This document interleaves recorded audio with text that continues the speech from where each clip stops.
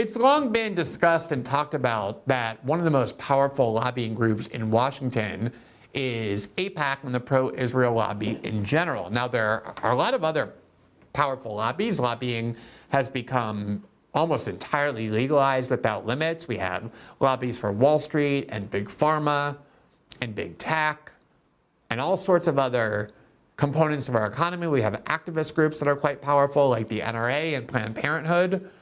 But you could definitely make the case that AIPAC not just is one of the most powerful, but is the single most powerful because it has the ability to do things that even those other extraordinarily well-funded lobbies have not proven they can do, which is to simply remove members of Congress at a rate incomparable to any other lobby anytime they see a member of Congress insufficiently supporting or expressing loyalty to the state of Israel. And they've been doing that over and over. And there is currently a primary challenge that is now taking place in New York's 16th congressional district, targeting Congressman Jamal Bowman, who oftentimes is very supportive of Israel, oftentimes has voted to fund their Iron Dome, to send money to Israel, but occasionally he criticizes Israel, and that is a grave violation from the perspective of AIPAC, and they are now targeting him in a way that they have done repeatedly in the past to remove members of Congress. And what makes that so notable is that one of the most difficult things to do in politics is to defeat an incumbent member of Congress. In last cycle's races, we'll show you 100% of senators up for re-election won their seats. And oftentimes it's close to 95%, 96%, which is the rate of re-election for incumbent members of the House. The entire system is built as an incumbent protection racket so that it's almost impossible to remove them, and yet AIPAC is the one group that seems to have figured out exactly how to do that, and they've been doing it for many, many years, and members of Congress know that one of the groups, in fact, the group that you definitely do not want to alienate is AIPAC, precisely because of their demonstrated ability to remove people from Congress. Now, here from Open Secrets, which is the site that provides transparency on funding and the like, from October of 2023, there you see those statistics. Incumbent politicians enjoy record re-election in an aging Congress. Quote, in the 2022 elections, each of the 28 incumbent U.S. senators seeking re-election came home with a win. Incumbent House members boasted a similar level of job security, retaining their seats in 94% of races. And what's so amazing about that is polls constantly show that Americans hate Congress. They hold that institution in contempt. But the system is designed, and obviously it's designed by these incumbents, so they're self-interested, and they designed the system to essentially give them like tenure. So it's a democracy in name, but you basically, these people, once they get into Congress, are barely ever removed unless you alienate AIPAC, and then you have a very good chance of losing your job permanently in Washington. Here is the statistics on what's happening in Jamal Bowman's district, which is the New York 16th congressional district, from Ad Impact Politics, which says NY16 primary is 1 week away. It has seen over $23 million in spending and reservations, making it the most expensive House primary ever. Now, why would this one House congressional district, and not even between a Republican and Democrat, between two Democrats to see who gets the nomination, this one district out of 435 attracts such massive amounts of spending? The tweet says, here's an updated look at top spending advertisers. As an AIPAC-affiliated group, the United Democracy Project makes up 61% of total spending. And there you see on screen that this one PAC, the United Democracy PAC, has spent $14 million just from AIPAC and the pro-Israel lobby, all of which has gone either to negative ads against Jamal Bowman or much less commonly positive ads in favor of George Latimer, because obviously the idea is that no one's going to love George Latimer. The idea is to make the members of the voters in this district hate Jamal Bowman. And on top of that, you see that George Latimer has donated $2.5 million himself, And then you have this kind of, or those are his other donors, his campaign. And then you have this $2.1 million of an entity called Fair Shake, which is also targeting Jamal Bowman, even though they're not a pro-Israel group. They have been running ads that focus on Jamal Bowman's abandonment, in their words, of Israel. So you have this massive, gigantic sum of money in this race, the vast, vast majority of which is dedicated to removing Jamal Bowman from Congress. And there's only one reason why that's happening, and that is because he sometimes criticizes Israel. Not always, but sometimes. And that alone is enough. Now, AIPAC has a remarkable record of success.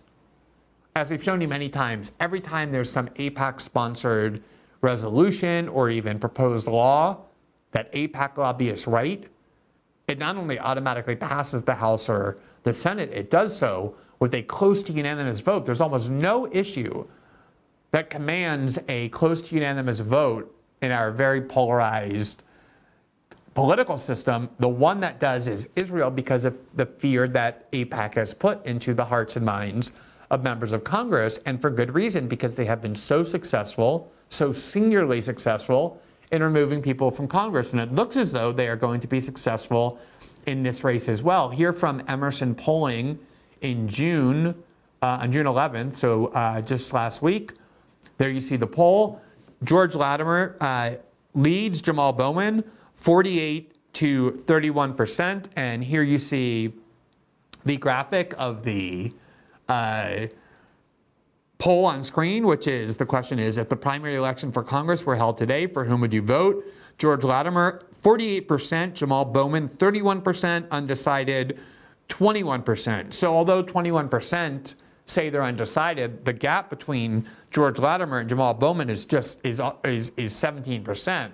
So unless almost every one of those undecided candidates voted for Jamal Bowman between now and the election, it means that Bowman is likely to lose, and not just lose, but lose by a vast margin. And again, it is extremely rare for an incumbent to lose their race, even rarer for an incumbent to be challenged and to lose his primary. It's not unheard of. In fact, Jamal Bowman himself became a member of Congress back in 2020 when he challenged the long-time House member, the extremely pro-Israel Eliot Engel.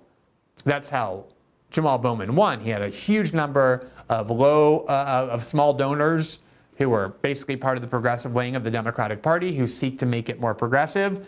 And he was able to not just outspend, but even to be able to get enough voters on his side to win. But in general, it's extremely difficult to remove House members, let alone by a margin of this size. And yet AIPAC looks well on their way to doing so. Now, the amazing thing about what AIPAC does when they target a person in Congress solely because of the one issue they care about, which is Israel, is that when they run ads and flood the district or the state with negative ads against the incumbent who they want to remove solely because of Israel, they don't actually even mention Israel in their ads. They know that most people are not single-issue voters the way AIPAC is, and that they care about things other than this foreign government on the other side of the world.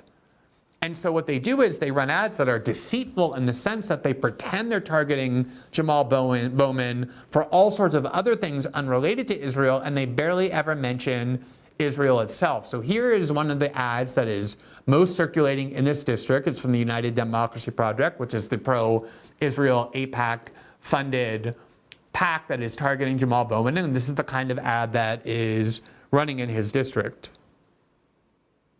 Jamal Bowman has his own agenda and refuses to compromise, even with President Biden. Bowman voted against the President's Infrastructure Act, against rebuilding roads and bridges in New York, against replacing lead pipes. And Jamal Bowman voted against President Biden's debt limit deal, putting Social Security and Medicare payments at risk, along with our entire economy. Jamal Bowman has his own agenda, and he's hurting New York.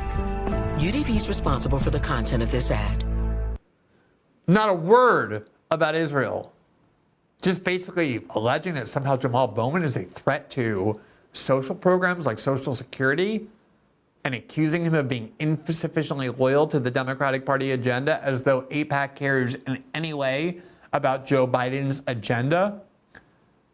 And so it really is a very deceitful dynamic where you have a pro-Israel group targeting Jamal Bowman solely because of his stance on Israel, while the voters in his district believe that the grievances against Jamal Bowman have nothing to do with Israel and in fact have everything to do instead with all sorts of other issues relating to loyalty to the Democratic Party and Joe Biden. Now, the amazing thing about all of this is that Jamal Bowman is hardly some obsessively anti-Israel, let alone anti-Semitic member of Congress. In fact, he has often alienated the precise groups on the left that helped him become a member of Congress and that support him, including the Democratic Socialists for America, because they believe that he is too pro-Israel, that he has voted too often to send money to Israel, to fund Israel, to defend Israel, to the point where they were willing, even actively considering expelling him from those organizations and refusing to endorse him any longer. Here from the Institute for Palestine Studies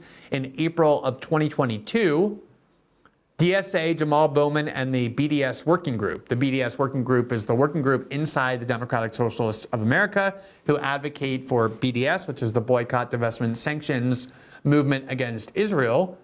And this headline is showing the strains between the left-wing members of the Democratic Party that helped put Jamal Bowman in office and Bowman himself because of his, in their view, excessive support for Israel. Quote, issues with Representative Jamal Bowman, who was endorsed by DSA, started at the end of September 2021 when he voted in support of an additional $1 billion in U.S. aid to Israel's Iron Dome. At the time, DSA made an official statement condemning this vote, declaring that they, quote, unapologetically stand in solidarity with the Palestinian people in their ongoing struggle for liberation, as well as reaffirming their support for the boycott and divestment movement. In November of 2021, Representative Bowman traveled to Palestine on a visit sponsored by J Street, a Zionist lobbying group. Sort of J Street was intended to be the softer version of AIPAC.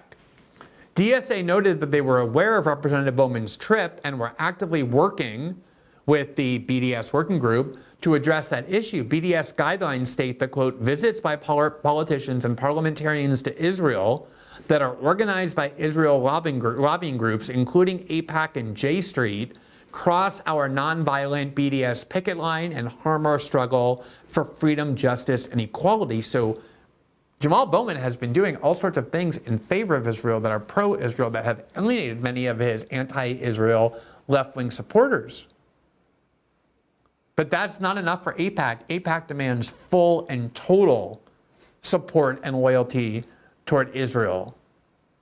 Even if you occasionally criticize them, that makes you a target.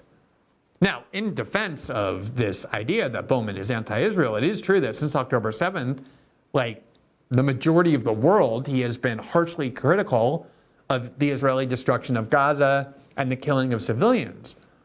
But it hardly means he's some fanatical anti-Israel critic, as I just demonstrated. Here from the New York Times on June 10th of this year, Jamal Bowman makes amends with Democratic Socialists after a rift over Israel. Quote, Representative Jamal Bowman of New York told members of the socialist group that his views on Israel align with theirs and insisted that he never quit the group despite earlier claims. That he had actually said, Jamal Bowman did, that he was removing himself from DSA because he was offended by many of their more extreme anti-Israel views. Quote, last fall, in the days after Hamas's deadly October 7th attack on Israel, Congressman Bowman of New York appeared ready to make a hard public break with the Democratic Socialists of America. And DSA is actually quite influential and powerful in New York City politics, which is where Jamal Bowman is coming from in that New York City area, including Long Island, Westchester.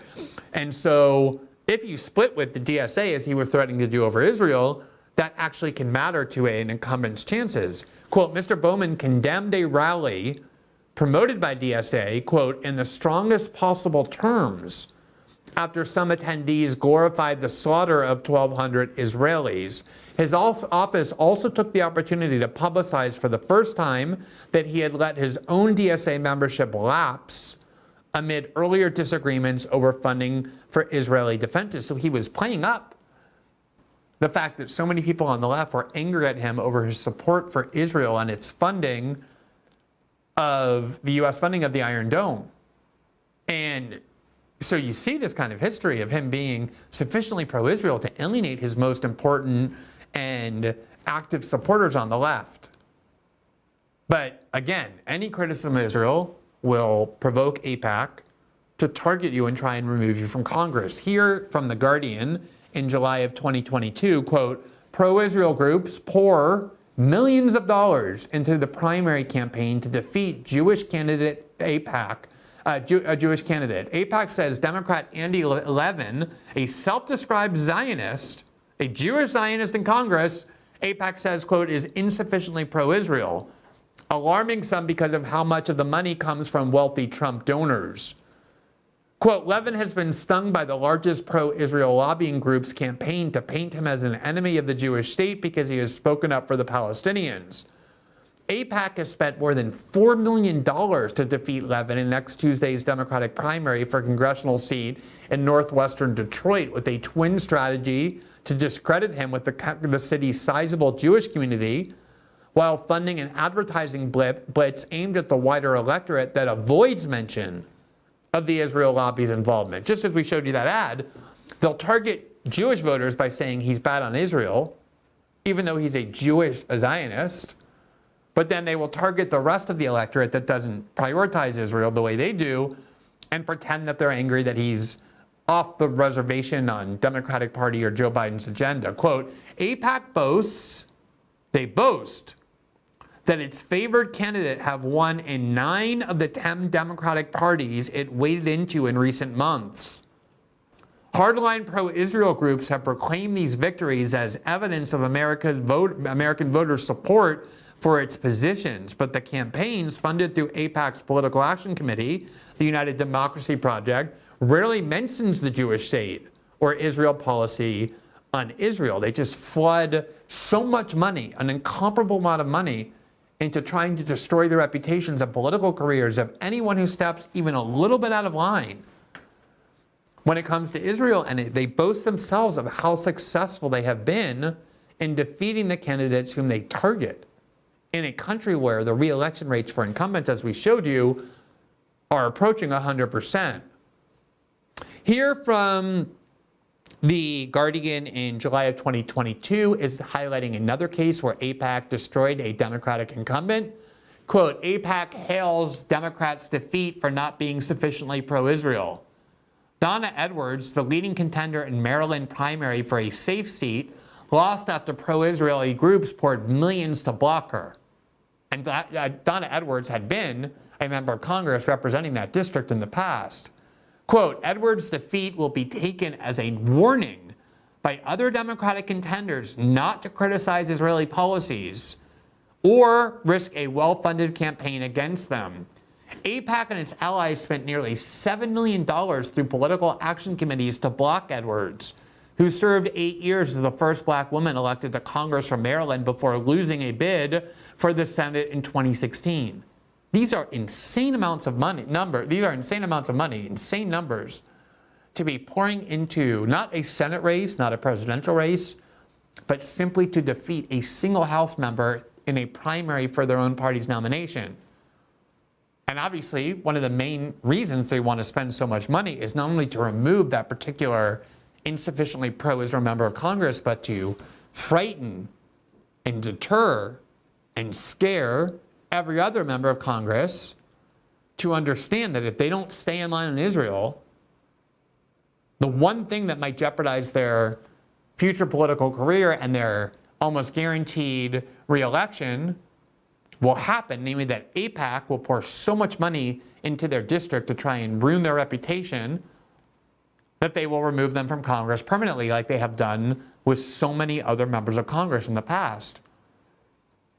They also had success earlier this year with destroying the political career of a Republican member of Congress who they claimed was anti-Israel. From the Times of Israel in May of 2024, longtime Israel critic loses Indiana Republican House primary. Quote, Republican Jewish Coalition and AIPAC had mounted a campaign against John Hostetler, who was soundly beaten by the Republican Jewish Committee's favored candidate, Mark Messmer.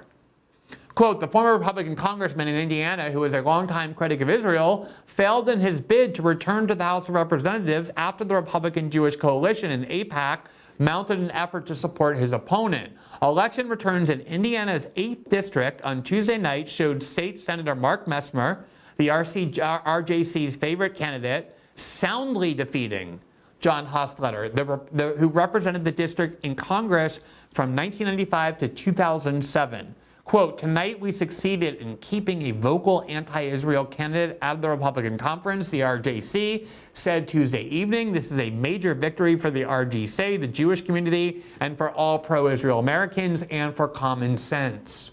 Common sense meaning make sure to always pay for Israel's military, finance all of its new wars, sacrifice American standing in the world in defense of this one foreign country, even isolating itself from the rest of the world to do so. Quote, the RJC has spent nearly $1 million on ads in the district, mostly promoting Messmer, said Sam Markstein, a spokesman for the group. Now, if you're a member of Congress and you see all of this happening, and what you want, which is what most members of Congress want, is to stay in Congress and continuously get reelected, obviously you're going to have immense fear, in fact, more fear than any other, of offending this one particular lobby, a lobby that is devoted not to the interests of the United States, but to the foreign country called Israel on the other side of the world. That is the one issue that members of the American Congress know they cannot deviate from, lest they risk in a singularly significant way their ability to get reelected. Here from The Guardian in August of 2002, which is 23 years ago, just to show you how long this has been going on, you see the headline, pro-Palestinian Congresswoman ousted. Quote, one of the most controversial figures in the U.S. Congress, Cynthia McKinney, was effectively booted out of Washington yesterday when she lost a primary for re-election in her home state of Georgia after a bitter campaign that focused heavily on her support for Palestinian causes. After 10 years in the House of Representatives, she had been elected and reelected 5 times. Ms. McKinney lost the nomination for her safe Democratic seat in Atlanta in a race that focused on the Middle East, and her allegation that President George Bush had advanced knowledge of the September 11th attacks. Her conqueror, Denise Majech, a state judge, is also black and female, but she is a more mainstream politician and a far less abrasive character. Opponents painted McKinney as a dangerous extremist, and money from Jewish groups poured into the Majech campaign. Though Muslim organizations supported McKinney, they were overmatched. Now, it is true that Cynthia McKinney had a lot of controversial positions, but a lot of members of Congress have a lot of controversial positions. The one thing that got her booted out of the House after 10 years representing her congressional district in Georgia was the fact that she was pro-Palestinian and anti-Israel, because that was what provoked all of that money to be poured into the race. And you notice there a very common tactic that AIPAC uses, that oftentimes the members of Congress that they're targeting are black, liberal, or left liberal Democrats, or Muslim Democrats as well. And the tactic they always use is to recruit another black candidate so that they can't claim that they're trying to put a white candidate in place of a black Democrat, although George Latimer is one of the exceptions. He is a white man running against Jamal Bowman. But so often they recruit these far more mainstream, willing to play ball politicians who have demonstrated a steadfast commitment to supporting the state of Israel. And even when there's an open primary race like Nina Turner running in Ohio, she had been critical of Israel in the past, and so they recruited another black woman, Shontel Brown, financed her campaign overwhelmingly, and of course Shontel Brown won, is now the incumbent representing that district in Ohio, and she is just an absolutely reliable and constant, consistent vote in favor of all things Israel. And again, this tactic is something that they have been using for a long, long time. So if you're a member of Congress, you obviously know that this is the one lobby you don't want to offend. And you'll see that AIPAC keeps saying, oh, it's not that these people are being defeated because we pour so much money into the race. They're being defeated because they don't support Israel and their voters agree with us that Israel should be supported. And yet, as we've shown you, the ads that they run often have nothing to do with Israel because they know that's not enough to get an incumbent removed, because actually voters don't care enough about Israel or aren't obsessed with making sure that the United States funds it. And that's why they always promote and pretend that they're concerned about other issues as well.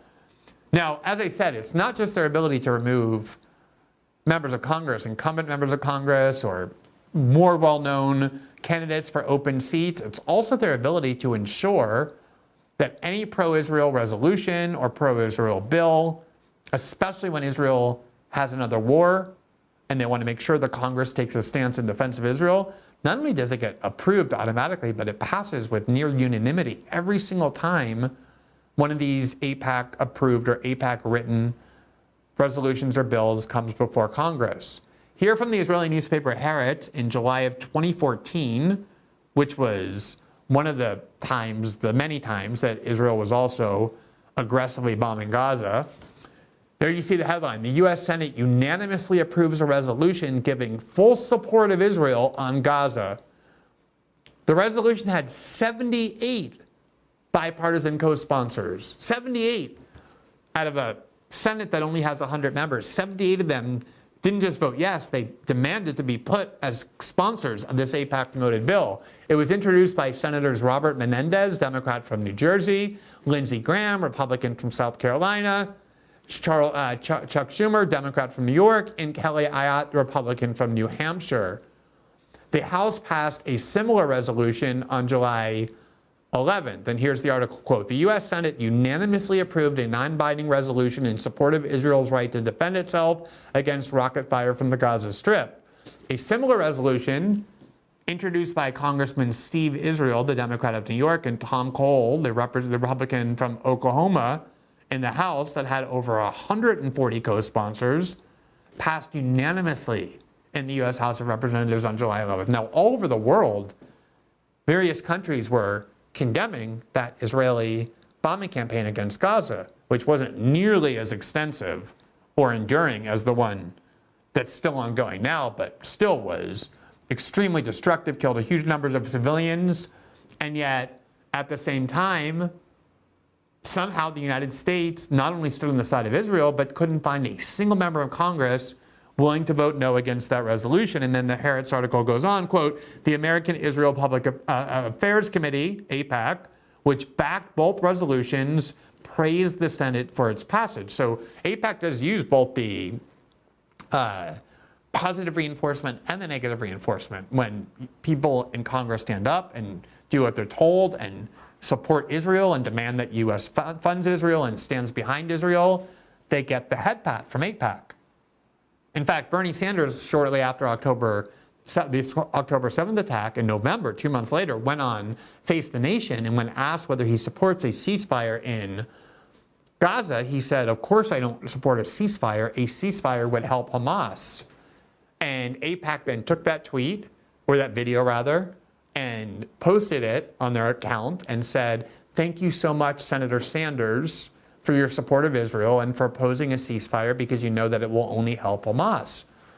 So they absolutely do these head pats. They will give money to the members of Congress who stay in line. So there's all kind of benefits from supporting Israel, but then they have the stick that they use very aggressively and very effectively, where essentially they and they alone are capable of just removing large numbers of members of Congress for failure to always, in 100% of the cases, adhere to the pro-Israel AIPAC agenda. And if you wonder why these bills passed unanimously, it's not because every member of Congress is so fanatically pro-Israel. They're fanatically pro-reelection, and they know one of the ways to guarantee that. In fact, the most effective way to guarantee that is to avoid alienating AIPAC. That really is the true power of this one lobby in Washington. Of course, John Mearsheimer and Stephen Walt, both of whom we have on our show several times, wrote the definitive book about this called The Israel Lobby back in 2006. But as Professor Mearsheimer has told us several times, if anything, the pro-Israel lobby is even more powerful in Washington now than it was back in 2006 when they wrote that book. And all of this is demonstrating that their ability to destroy the careers of anyone who steps out of line. And we'll see what happens if Jamal Bowman loses the race, as is likely. But either way, it is obviously a very vivid illustration, yet again, of AIPAC's singular power in our politics. Thanks for watching this clip from System Update, our live show that airs every Monday through Friday at 7 p.m. Eastern, exclusively on Rumble. You can catch the full nightly shows live or view the backlog of episodes for free on our Rumble page. You can also find full episodes the morning after they air across all major podcasting platforms, including Spotify and Apple. All the information you need is linked below. We hope to see you there.